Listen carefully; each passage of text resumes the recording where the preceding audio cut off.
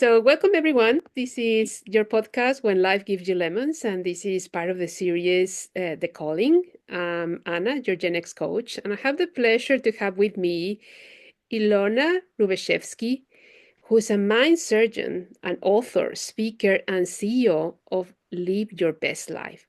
She has helped thousands of people remove the fear, unworthy, not good enough, I can't from their minds and replace with yes, I can. I am strong. I am worthy. I am confident. I am unstoppable thoughts. So her clients thrive, achieve their goals, and live their best lives with ease. Ilona, welcome. And I'm so honored to have you here. Thank you so much, Anna. I'm so happy to be here. So I just need to ask. Of course, you are this mind surgeon. My God, I've never seen this term, and it's amazing. So, when was the moment that you, let's say, was this the time when you received the calling? How did you start and get to this point? Was it a whisper? Was it a life event? Tell us about your experience. So, I have received many callings, and most of them I've ignored because I had the whole who am I to get this calling? And who am I to be X, Y, and Z? All the things that I'm helping people do, I've gone through it. So, um, I was my first product and guinea pig, right? So I've received quite a few callings and I've kind of was like, no, I don't want to. I choose not to. And then it calls a little louder and it calls a little louder and louder. The calls were in a, um, I wasn't happy. And then it's like, okay, now I have to add divorce to that. Now I have to add health issues to that. Now I have to add more to my health issues, like surgeries to that. And so it was like, okay, fine. Now I have to listen, right? So it's it starts off as a whisper and then it kind of goes boom, boom if you don't hear it. Yeah. That's amazing, amazing. What were the signs? Of course, you mentioned already, obviously, there was probably the breakup of a relationship. What type of resistance did you, obviously, you mentioned that you had these signs several times. What was the resistance? Why didn't you want to listen to the call or answer that call? Because it was comfortable where I was. I didn't want to change. I was afraid of what's out there or what can get bigger than this. No, no, no. I'm going to stay right here where it's nice and cozy, nice and soft. It's not perfect, it's not good, but I'm scared of things getting worse. Any of you like felt like, "Oh, I'm scared of things getting worse?" Well, I'm also scared of things getting better. And I'm not going to like which way am I going to go? I don't know, so I'm going to just stay put, right? Does that sound familiar or Yeah, resonate? yeah, I think everybody is quite comfy where they are until maybe life gives you a big kick in the butt. How did Mm-hmm. fear show up? Let's say, okay, you were comfortable. Was there any fear during this journey? And how did you learn to move through it? Through discomfort or fear or whatever you want to call it. It's like the excuse of not answering this call. So, yes, so there was a lot of fear and there was a lot of no, I don't want to. And it was lots of self doubt and a lot of unworthy and like, who am I and what's this calling? Like, it's just a voice in my head. It's just oh, I should do this. Great. How many times did I get, oh, I should do this? Like, oh, I should have this candy bar. Like, since when like we're two, we have these temper tantrums of, I want this right now. Right. How is that different as being an adult? I want this right now. This needs to happen right now. Or I need to do this and I'm being called to do this. And I was being called to make a wedding planning business and I did and it was wonderful. And then I was being called for something else and then I was being called and so I'm like, am I actually being called or is it just like my mind playing being like, oh, I'm bored and tired, I want something different. How do I know it's a calling, right? So it's just like a it's like my whole body knew everything. And each time it was like, yes, this is it. And everything just flowed. All the doors just opened and it was easy. And then it's like another time it's like, yes, I have to do this. And all the doors are closed. Right. So part of me was not in alignment with it. And yet it's like, no, you have to do this. And it's like, for example, I went into divorce coaching and I had a long 13-year divorce. So clearly it's like, I have to go into divorce coaching signs. Clearly, I'm still like, I didn't go through this 13-year divorce for nothing. Clearly, there's signs of me needing to streamline. So I created a Get Divorced in 12 Weeks program, right? And then it's like, okay, and that program expanded to like living your best life, because people after getting divorced, it's like, what do I do now? They're not to not repeat the same patterns, right? Because we do that. And so it's like, okay. And then it's like, what else am I not learning here? What else am I not seeing? So it's like, instead of resistance or just, hey, I'm just going to jump in, it's like, I wanted to jump in and there was resistance, like, no, I can't. Yes, you have to. No, I can't. Yes, you have to. That whole like back and forth, push and pull, tug of war within my own mind and body and stuff. So it was just like and plus a lot of overwhelming fear. And instead, it's just like, okay. Like once I surrender to it, I've had lots of dark night of the souls, multiple. And the last one was the shortest because I just surrendered to it. I'm like, oh, I'm going to go on this tornado of a roller coaster and just let it happen. I'm going to sit with the uncomfortable feelings. I'm going to sit with the panic. I'm going to like love myself through this panic and appreciate and know that I can do this. And nothing in life of my emotions are actually going to kill me. Right. And most of us think, oh my God, I have to run away from my emotions because they're going to kill you. No, emotions just, feelings want to be felt. Emotions just need to be heard and like, hey, I'm here. Listen to me. Hear me. Like little children, just, you're not going to go away, lock them in a room, you're going to come in and be like, hi, baby, what do you need? So do that for yourself. Beautiful. And what's the feedback of your clients?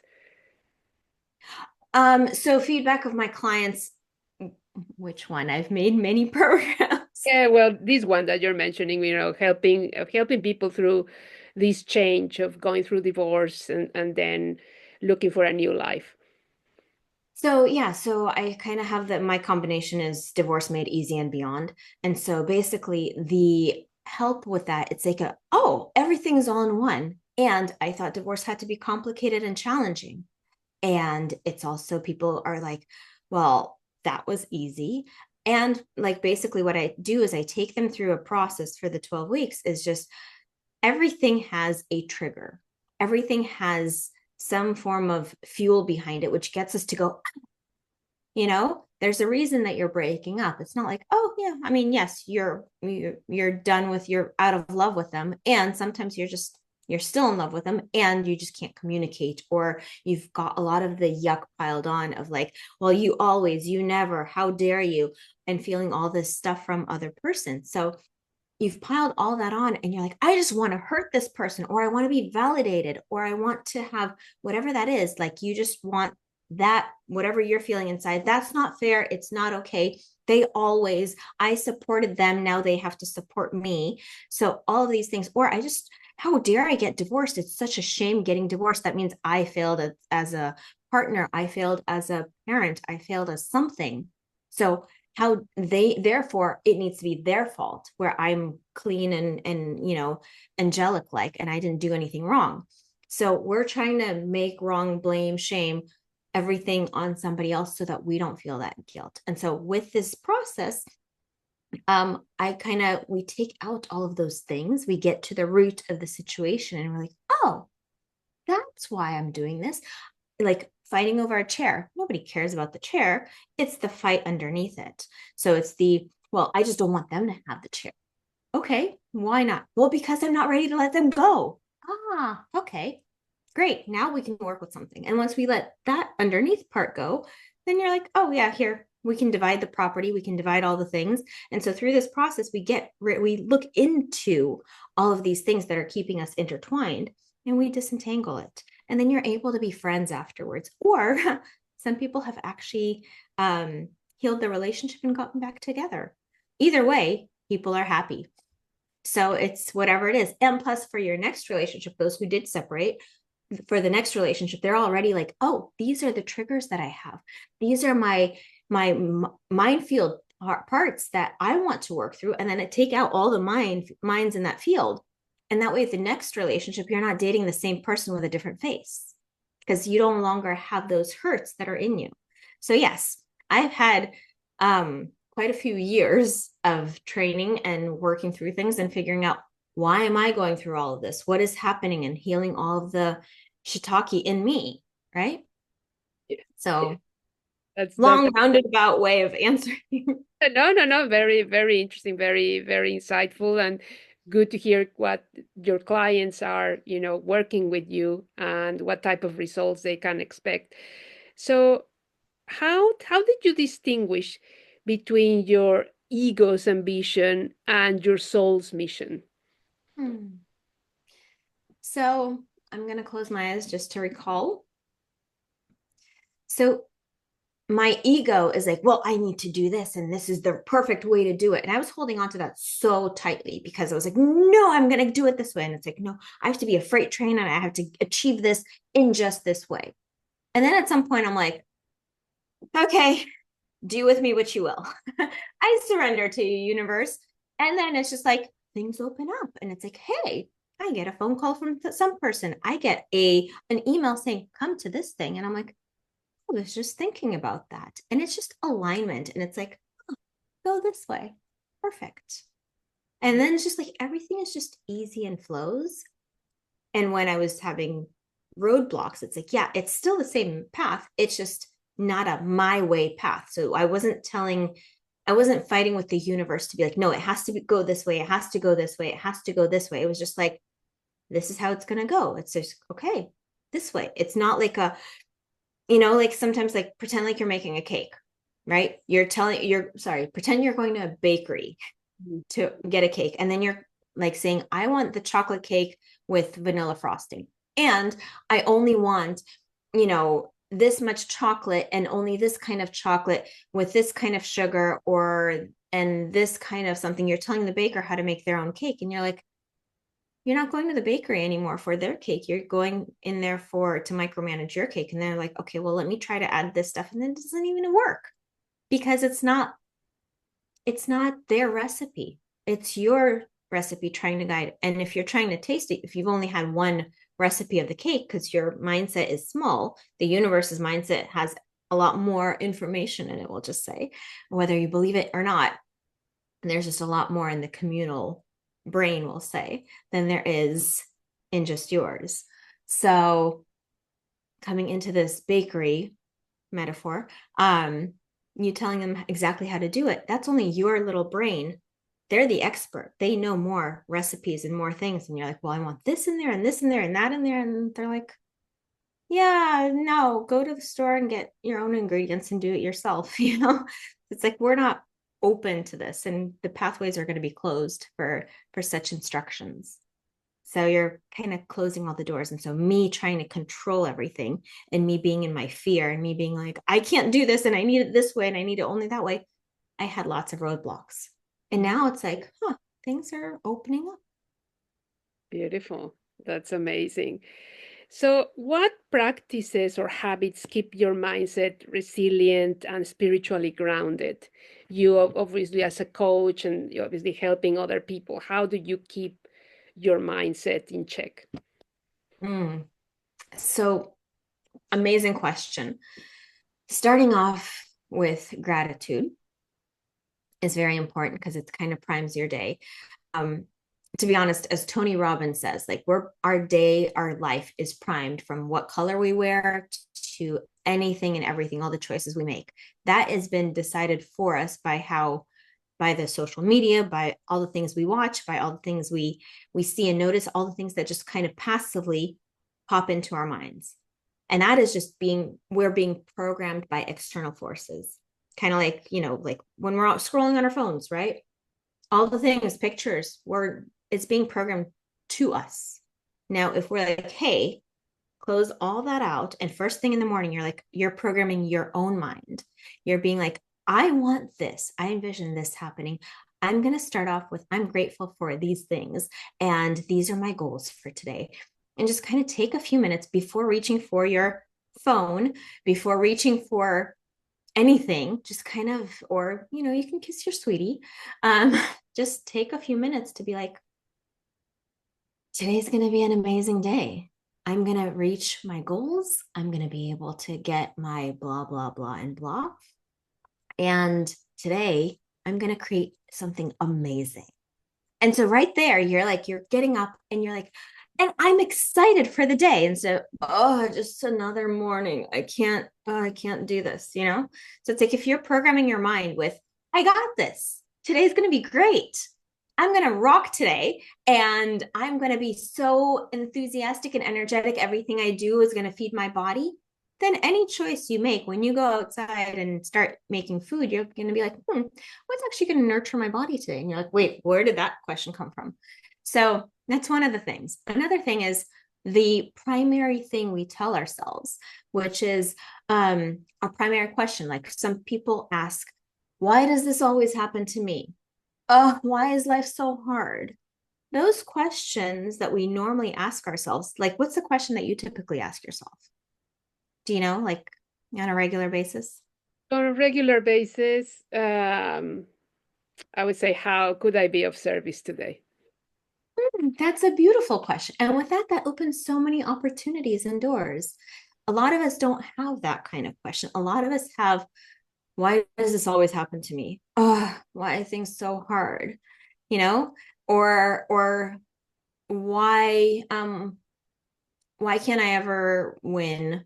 You know, those are less empowering. They're disempowering questions. So if you change that question to, how can this get even better? And it doesn't matter. It's like I was rear-ended on the freeway. Today's Monday, last week. Um, so it's like, oh, okay. I'm running late. I'm this. I could have gone into all those yucky things. And I'm like, okay. And I had a headache for a few days. So it was a challenging rear end.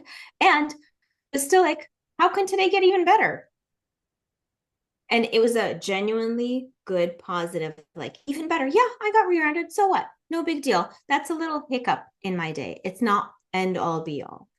Um, everybody's alive, everybody's fine, everybody's healthy, and it's okay. So it's the questions that we ask and how we see the viewpoint. And beautiful quote: if we change the way we look at things, the things we look at change. So I believe I'm not sure who that's by. Anyway, I like that quote. And having that kind of mindset helps with getting out of challenging situations. So it's like, what's the positive in it?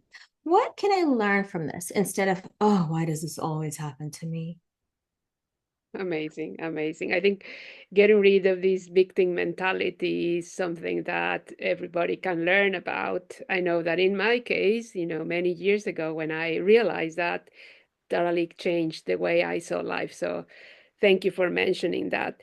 So, if your journey had a title like a book or film, what would it be called and why?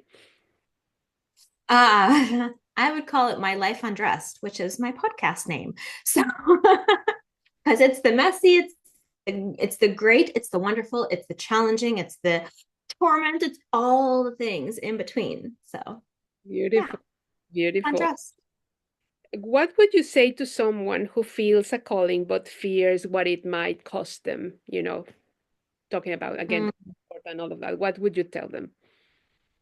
I would tell them, what would it cost you to stay where you're at? Very, very good. Very good. Do you have anything else you would like to say before we finish, Ilona? I would just like to remind the listeners that, yeah, it's hard to change, and it's also hard not to.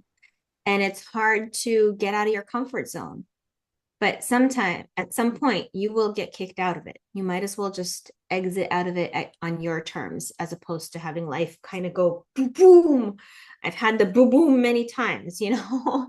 That's my impression of a baseball bat. That So get out of your comfort zone every day by choice. It does not have to be hard or challenging. You can just choose to expand your bubble, and life will surprise you in the best possible way. amazing. So for all our listeners, Ilona has given a gift. So can you explain what the gift is, Ilona? Yes, it is 25 tips and tricks to cool down your 25 tips and tricks to tame your triggers, to cool down your triggers.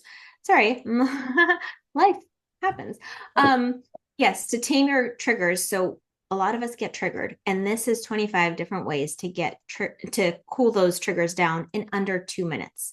So it's helpful when you're just like, I just want to like rip your head off, and it's like, oh, let me cool myself down before, and then you're able to respond instead of react from whatever that triggered position is. It's great for business environments, it's great for family environments, it's great for romantic relationships, it's great for all kinds of environments. Yeah. Fantastic. I'm so grateful, Ilona, that you came today to the podcast. So I'm going to be posting your gift and also your details if people want to get in touch with you. So thank you so much. And this has been another episode of When Life Gives You Lemons and the series The Calling. Thank you.